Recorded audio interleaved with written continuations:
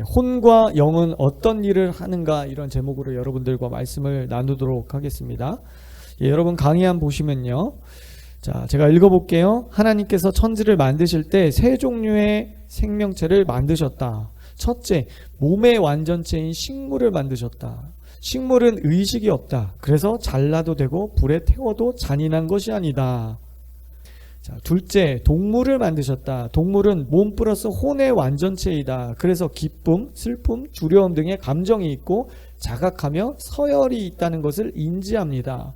셋째, 사람은 영 플러스 혼 플러스 몸의 완전체로 만드셨습니다. 우리 진화론에서는 그냥 영이 없는 거죠. 동물하고 똑같아요. 혼 플러스 몸이에요. 심각한 거죠. 이건 심각한 거예요. 사람은 영적인 존재잖아요. 사람이 하나님과 교통하기 위해서 영이 필요했다. 또 동물과 식물 등 땅의 세계를 다스리기 위해서 혼과 몸이 필요하기 때문이다. 그러므로 영, 혼, 몸이 다 사람이다. 이것은 서로 분리될 수 없다. 때문에 사도 바울은 영, 혼, 육을 다 귀히 여겼다. 평강의 하나님이 친히 너희를 온전히 거룩하게 하시고 또 너희의 온 영과 혼과 몸이 우리 주 예수 그리스도께서 강림하실 때 흠없게 보존되기를 원하노라. 부활하신 예수님은 영체로 부활하시지 않았습니다. 영, 혼, 몸이 모두 부활하셨고 지금도 그러한 모습으로 영존하십니다. 뿐만 아니라 예수님이 재림하실 때 죽은 성도들이 무덤에서 부활한다고 말씀합니다. 천국에 가서 영혼으로 영원히 사는 것이 아니라 세상 끝날에 성도들의 몸을 부활시키신다. 심지어 천국에까지 몸을 가진 사람에게 맞는 새 하늘과 새 땅으로 새롭게 만드신다. 그곳에서 영혼이 아니라 영혼 몸으로 살아가게 하신다. 즉 하나님이 보실 때 사람의 영혼 몸 모두 필요하고 중요하다는 뜻이 됩니다. 이해되셨죠? 그러면 사람의 영과 혼은 구체적으로 무엇을 하며 어떤 일을 하는가? 영혼 몸 중에서 사람의 몸은 흙으로 창조되었다. 몸은 설명 안 해도 다 잘 알 것이다. 사람의 영은 창조되지 않았다. 하나님의 것, 생기를 사람에게 주신 것입니다. 물론 이제 창조하셨다고 우리가 얘기합니다. 그런데 더 디테일하게 따지고 보면 창조한 게 아니라 하나님의 생기를 주신 거니까 하나님의 것을 주신 것이죠. 그런 의미에서 창조되지 않았다는 거예요. 오해하지 마세요. 자, 그리고 혼은 동물을 창조하실 때 이미 어느 정도 세팅이 돼 있는 거예요. 그죠? 그래서 동물과 사람의 혼은 수준 차이는 있지만 거의 비슷하다. 따라서 쉽게 혼의 구성 요소를 파악할 수 있다. 이번 시간을 통해서 혼과 영의 기능과 역할에 대해서 살펴보도록 하겠습니다. 자, 첫 번째, 혼은 무엇인가, 이렇게 제목을 달아봤는데요. 케네스 해겐 목사님의 책 인간의 세 가지 본성에서도 언급했듯이 평강의 하나님이 친히 너희를 온전히 거룩하게 하시고 다같이 또 너희의 온 영과 혼과 몸이 우리 주 예수 그리스도께서 강림하실 때 흠없게 보존되기를 원하노라.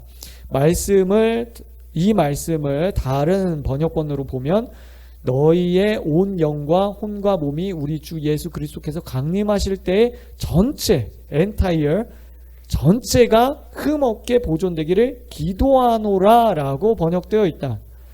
주님께서 재림하실 때 사람의 영이나 혼이나 한 부분만 영화롭게 되는 것이 아니라 영혼 육 전체가 영화롭게 될 것이다. 따라서 우리의 혼도 새롭게 될 필요성이 있다고 케네스 해겐 목사님 책에 이렇게 잘 설명하고 있습니다. 자, 로마서 12장 2절에 보면 너희는 이 세대를 본받지 말고 오직 마음, 자, soul, 혼입니다. 혼을 새롭게 함으로 변화를 받아 하나님의 선하시고 기뻐하시고 온전하신 뜻이 무엇인지 분별하도록 하라, 이렇게 돼 있어요. 그러니까 우리의 영뿐만 아니라 혼과 몸도 소중하고 귀한 것이다. 자, 혼의 구성 요소를 한번 살펴보도록 할게요. 첫 번째는 생명입니다. 생명이라고 쓰시면 돼요. 생명. 자, 히브리 말로 네페시, 숨쉬는 존재, 영혼, 생명, 이렇게 돼 있어요. 자, 헬라어로 푸슈케입니다. 푸슈케. 영혼, 목숨, 생명, 이런 뜻이에요. 그래서 마태복음 22장 37절에 보면 예수께서 이르시되 내 마음을 다하고 목숨할 때 그게 푸슈케예요. 너의 생명, 목숨, 주 너의 하나님을 사랑하라 하셨으니, 그러니까 이게 혼이에요. 혼. 근데 이제 우리가 이거는 단순히 혼이다 이렇게 볼 것이 아니라 우리가 2강에서 배웠죠. 교호적으로 사용하고 있기 때문에 여러분들이 그런 것들을 감안해서 봐야 된다. 그러니까 혼이라고 푸시케라고 해서 무조건 혼이다 이래서는 안 된다는 거죠. 이제 교차적으로 영이라고도 우리가 사용될 때도 있고 혼이라고 사용될 때도 있고 영혼이라고 사용될 때도 있고 그래서 교호적으로 사용하고 있다. 우리가 두 번째 시간에 강의에서 배웠죠. 자, 두 번째 자의식입니다. 자의식. 자기의식. 타인과 구별되는 자아로서 자기에 대한 의식이에요. 아이덴티티라고 할 수 있겠죠. 창세기 2장 7절에 여호와 하나님이 땅에 흙으로 사람을 지으시고 생기를 그 코에 불어넣으시니 사람이 생령, 우리 봤죠? 네페시. 이건 혼입니다. 혼. 혼이 맞는 거예요. 그래서 어떤 분들이 혼을 주셨다. 여기 보면 네페시다. 생혼이 맞다. 그래서 영은 죽을 때 하나님께로 돌아간다. 그렇게 이제 주장했던 사람들이 있었다. 강의했었죠. 그거 잘못됐다. 왜냐하면 교호적으로 또 사용하고 있기 때문에. 자, 세 번째 지정의입니다. 지정의. 이 부분을 여러분들이 많이 들어보셨을 거예요. 지정의. 지성, 감정, 의지. 그래서 기독교 초기의 동방교회 계통의 교부들은요. 이 영을 하나님과 교통하는 부분으로서 양심과 의지의 영역이다. 이렇게 이제 주장을 했고요. 혼의 부분은 생명과 감정과 감과 관계가 있다고 이렇게 보았습니다. 그런데 오늘날에는 우리가 지정의를 대표적인 혼의 요소로 우리가 많이 보고 있습니다. 자, 지정의는 혼의 요소인데 그 중에 하나라는 거죠. 넷 중에 하나. 자, 시편 139편 14절에 보니까 내가 주께 감사함은 나를 지으심이 심히 기묘하심이라 주께서 하시는 일이 기이함을 내 영혼, 여기 보면 혼이에요. 네페시가 뭐한다? 잘 아나이다. 자, 아나이다. 언더스탠딩 한다는 거예요. 생각하는 기능, 이해한다는 거예요. 자, 혼의 기능 중에 지정의, 지식적인 부분, 생각하는 기능이 있다. 자, 그 다음에 주여 내 영혼, 혼이죠. 네페시. 주를 우러러 보니 주여 내 영혼을 네페시를 기쁘게 하소서. 여기 보면은 감정적인 부분이 또 혼에 속해요. 지정, 감정적인 부분. 자, 그 다음에 이제 너희는 마음과 뜻, 네페시를 바쳐서 너의 하나님 여호와를 구하라. 구하는 건 뭡니까? 의지적인 부분이잖아요. 그래서 지정의. 자, 이 부분이 혼에 속했다. 네페시에 속했다. 자, 한 구절만 더 볼까요? 사도행전 14장 22절. 제자들의 마음. 여기 마음은 soul. 자, 어떤 부분 마음은 spirit, 영으로 돼 있고요. 또 여기는 우리말로 이제 그냥 똑같이 마음으로 번역했는데 푸시케입니다. 혼입니다. 혼. 헬라어로 푸시케. 마음을 굳게 하여 이 마음에 머물러 있으라. 머물러 있는 건 뭐예요? 의지적인 부분이죠. 네. 그렇기 때문에 지정의는 혼의 부분입니다. 그 다음에 네 번째인데요. 자, 네 번째 여러분 별표 하실래요? 자, 동물과 사람을 구별해주는 요소가 바로 이 네 번째 부분이에요. 네 번째는 이성입니다. 이성. 학교에서 많이 배웠을 거예요. 동물과 사람이 다른 점, 이성을 가지고 있다. 자, 읽어볼게요. 앞에 언급한 세 가지는 동물과 수준 차이는 달라도 거의 일치한다. 그러나 한 가지 중요한 차이가 있다. 이것이 네 번째 이성이다. 동물과 달리 사람의 혼은 하나님의 생기를 불어넣어서 만드셨다. 이게 다른 거예요. 여기 밑줄 치세요. 자, 동물과 사람의 혼이 다른 부분은 생기를 불어넣어 주셨을 때 영과 혼, 생혼이 됐어요. 혼이라는 부분은 이미 세팅되어 있었죠. 동물 창조하실 때 다섯째 날, 여섯째 날 사람 만들기 전에 이미 만드셨어요. 어느 정도. 그래서 동물의 혼과 사람의 혼이 거의 비슷해요. 똑같지 않지만 거의 비슷해요. 그래서 그 세팅해 놓은 거를 우리에게 주신 게 아니라 하나님의 생기를 우리에게 불어넣어 주신 혼이라는 거예요. 자, 그것을 구별시켜 주는 게 바로 이 네 번째 부분, 이성이라고 하는 겁니다. 계속 읽어볼게요.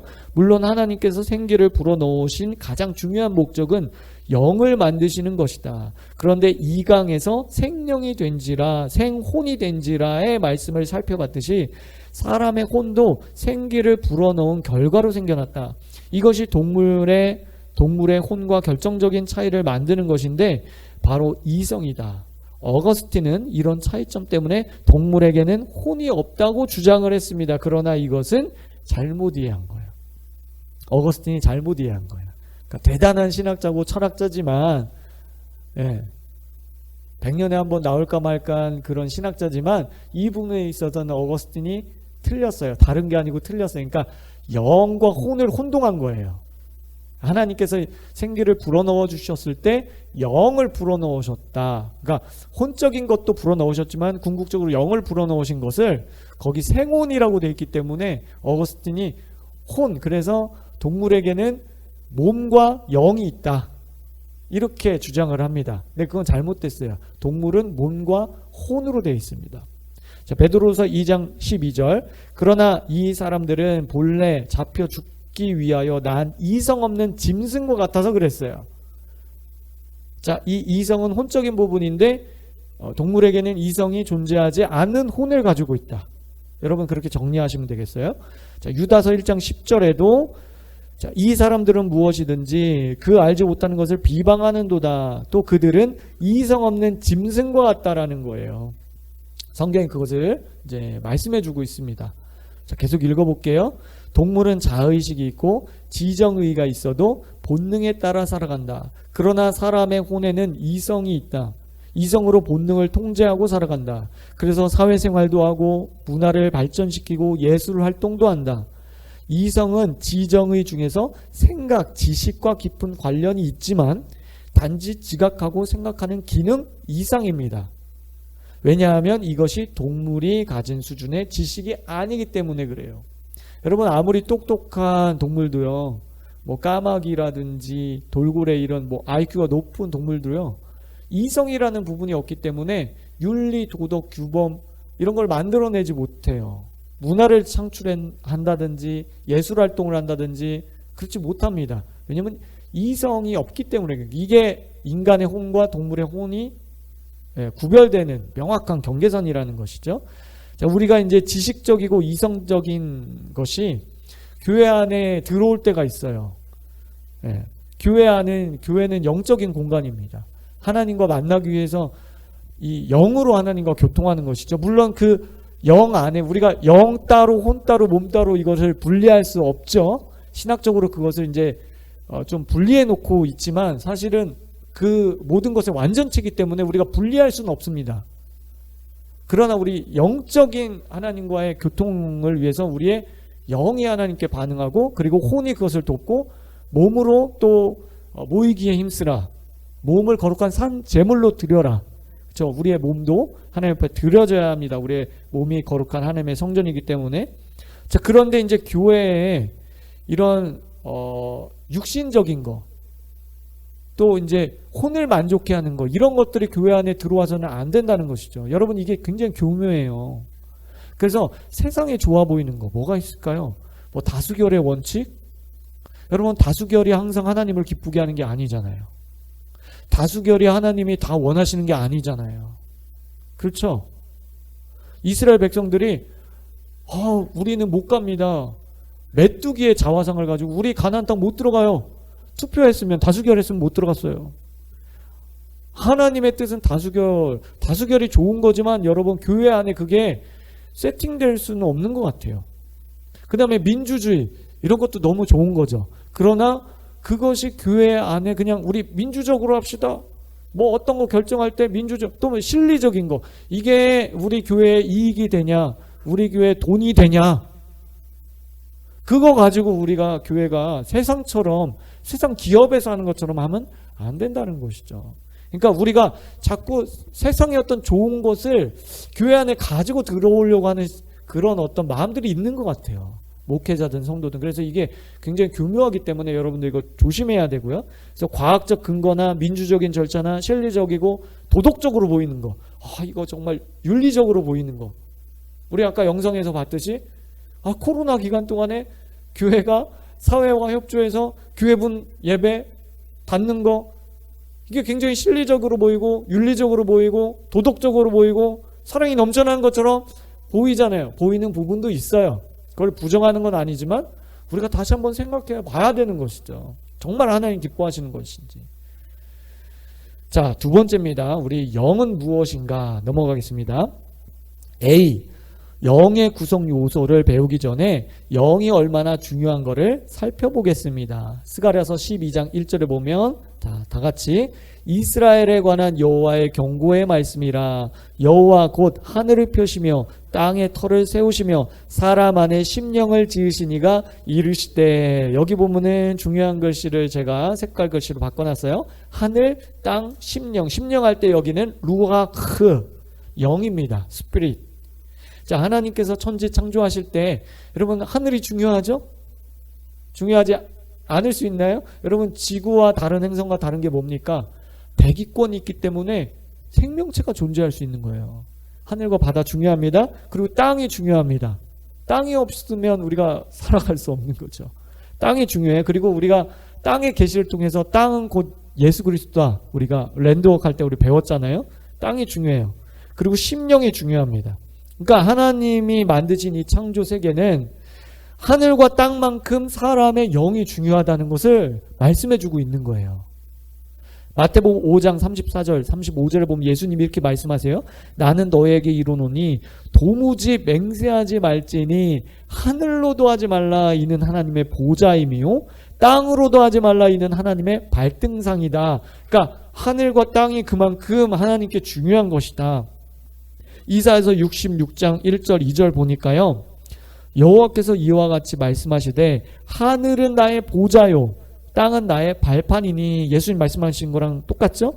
무릇 마음이 가난하고 심령, 여기 보면 영입니다. 루아흐에 통회하며 내 말을 듣고 떠는 자, 그 사람은 내가 돌보려니와. 하늘과 땅 그리고 심령을 말씀하고 있어요. 고린도 전서 말씀에도 너희 가운데 계신 성령의 전인 줄 알지 못하느냐 이렇게 되어 있습니다. 자, 우리가 네 구절을 봤는데요. 계속 읽어볼게요. 위에 네 구절을 종합해 볼 때 하늘은 하나님의 보좌입니다. 땅은 하나님의 발등상입니다. 그리고 심령, 영혼들의 영으로 통회하고 회개하는 자는 팔복의 사람이며 하나님의 성전입니다. 물론 사람의 영만 성전인 것은 아니다. 영과 혼과 몸이 다 성전이다. 그러나 사람의 전 존재가 성전이 될 수 있는 이유는 사람이 영이 있기 때문이다. 그러므로 사람을 다른 피조물과 구별되고 다르고 특별하게 만드는 가장 중요한 요소는 바로 영이다. 영이다. 이렇게 중요하다. 영이 이렇게 중요하다라는 여러분 생각을 가지고, 물론 이게 영지주의로 빠지면 안 됩니다. 초대교회 2단 중에 영지주의라는 게 있어요. 이게 뭐냐면 영적인 활동은 정말 하나님 보실 때 좋은 거고 세상적인 활동, 육적인 활동, 혼적인 활동은 악마가 좋아하는 것이다.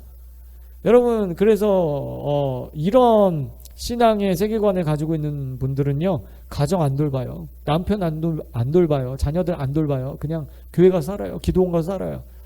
잘못된 것이라는 거죠. 이거 잘못된 거예요. 그러니까 영 따로 혼 따로 몸 따로가 아니라는 거예요. 우리가 이 사고방식을 좀 버려야 돼요. 영, 혼, 몸이 다 하나님의 성전이고 귀한 것이고, 거기서 물론 이제 영적인 존재로 특별하게 만드셨기 때문에 영이 굉장히 중요하고 고귀한 것이지만 우리가 이것을 계속해서 분리하고 나누게 될 때 불행해집니다. 자, B.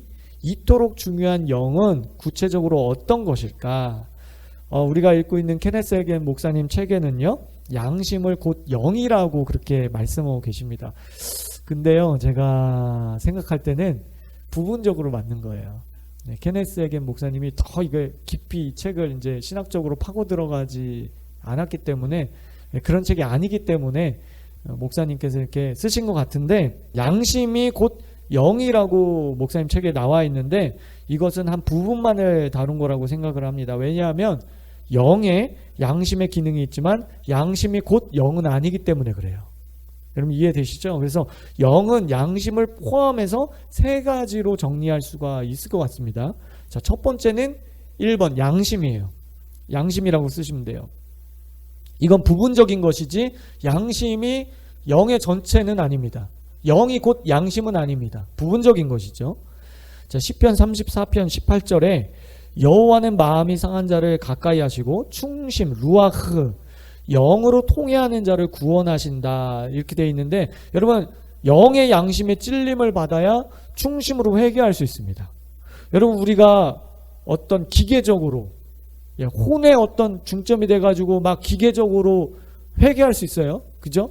교회에서 설교자가 여러분 회개하십시오. 그러니까 우리가 혼의 영역에서 지식적으로 생각나는 거, 우리가 뭐 잘못했고 그 생각을 통해서 우리가 그 생각나는 것만 회개할 수 있어요. 물론 이것도 회개입니다. 회개예요.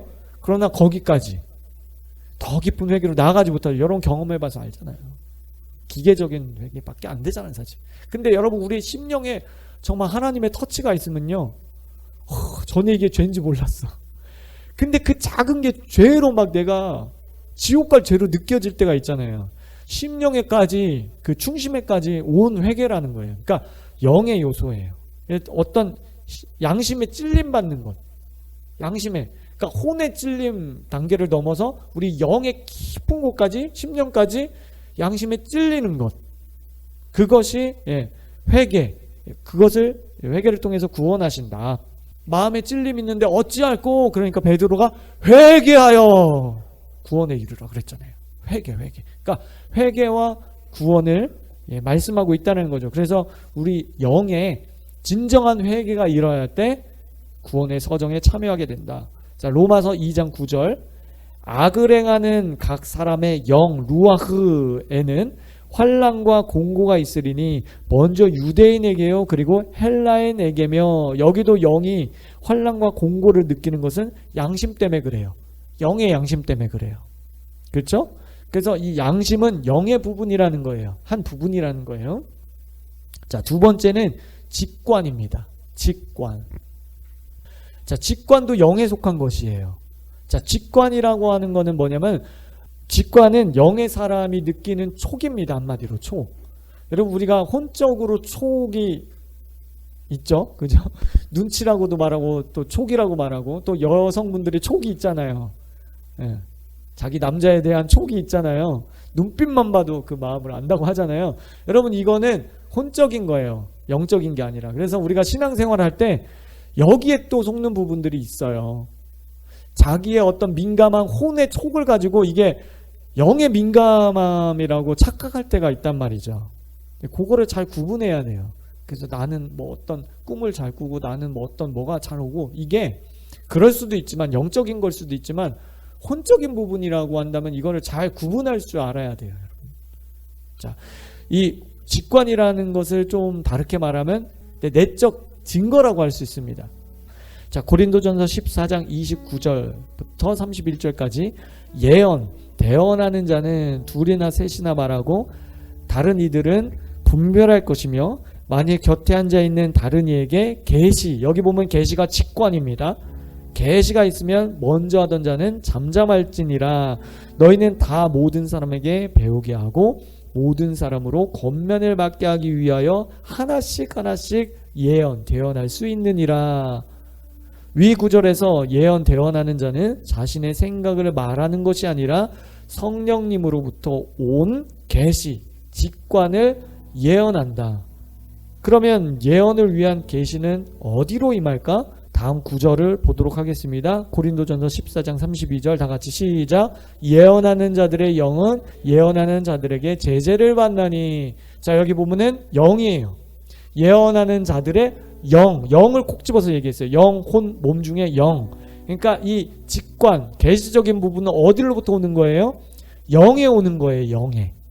영에 와서 영혼 몸이 하나기 때문에, 일체이기 때문에 즉시로 우리 혼적인 부분, 생각적인 부분에 이 직관이 오는 겁니다.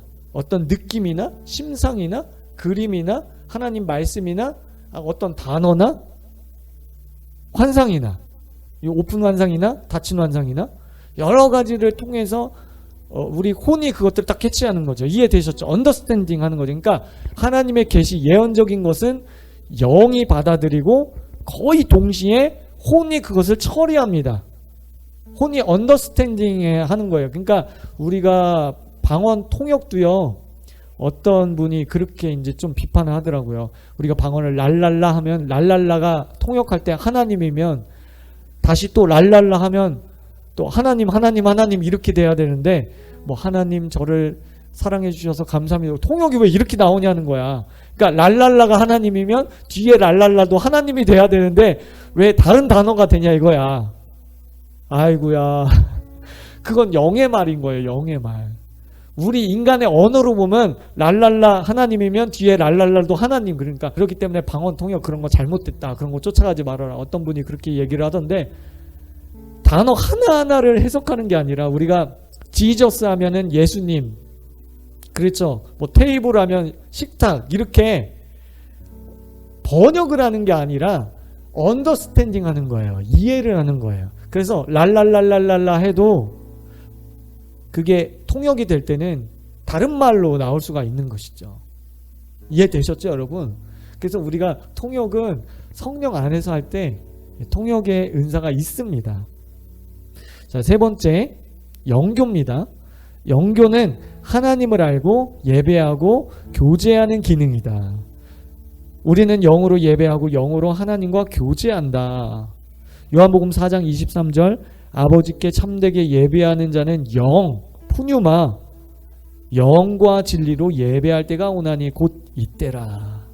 로마서 1장 9절 내가 그의 아들의 복음 안에서 내가 심령 푸뉴마로 섬기는 하나님이 나의 증인이 되시거니와. 계속 읽어볼게요. 성령이 친히 우리의 영과 더불어 우리가 하나님의 자녀인 것을 증언하십니다. 자, 오늘 혼이 무엇인지 또 영이 무엇인지 우리가 살펴봤습니다. 자, 오늘 배운 것들을 한번 정리해 볼게요.